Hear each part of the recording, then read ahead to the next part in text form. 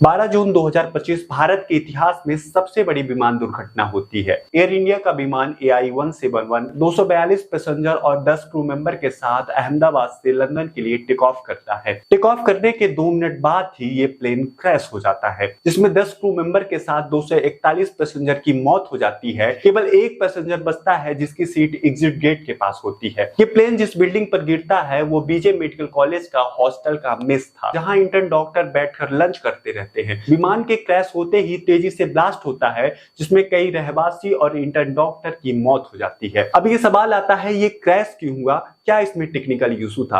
ये तो जांच के बाद ही पता चलेगा। लेकिन इस प्लेन को बनाने वाली कंपनी बोइंग का पिछले कुछ सालों में बहुत गंदा ट्रैक रिकॉर्ड रहा है, जिसमें कई सारी मैन्युफैक्चरिंग गलतियां और प्लेन क्रैश शामिल हैं। लेकिन ये वो वाला विमान नहीं था। ये बोइंग ड्रीमलाइनर 787 का विमान था, जो आज तक के इतिहास में कभी भी क्रैश नहीं हुआ था। लेकिन अब तो ये भारत के इतिहास की सबसे बड़ी विमान दुर्घटना बन गया है। कहीं न कहीं ये टेक्निकल फेलियर के कारण ये प्लेन क्रैश हुआ। लेकिन सवाल ये आता है, ये क्रैश क्यों हुआ? क्या वेदर कंडीशन सही नहीं थी? प्लेन जितने समय क्रैश हुआ था लगभग 1:30 बज रहे थे, जिसमें 40 डिग्री टेम्परेचर थी, हवा भी नॉर्मल थी और विजिबिलिटी 6 किलोमीटर की थी। तो ऐसा बिल्कुल नहीं है। अब सवाल आता है कि क्या पायलट इनएक्सपीरियंस थे? तो जवाब है नहीं। जो पायलट थे समरबाल, उनको 8200 फ्लाइंग आवर्स का एक्सपीरियंस था। अब ये सवाल आता है, ये प्रॉब्लम कहां थी? ये क्रैश कैसे हुआ? क्या इसमें टेक्निकल इशू था? इसका जवाब तभी पता चलेगा जब ब्लैक बॉक्स से इंफॉर्मेशन को लिया जाएगा, तब पता चलेगा कि क्या एक्चुअल कारण थे इस प्लेन के क्रैश होने में।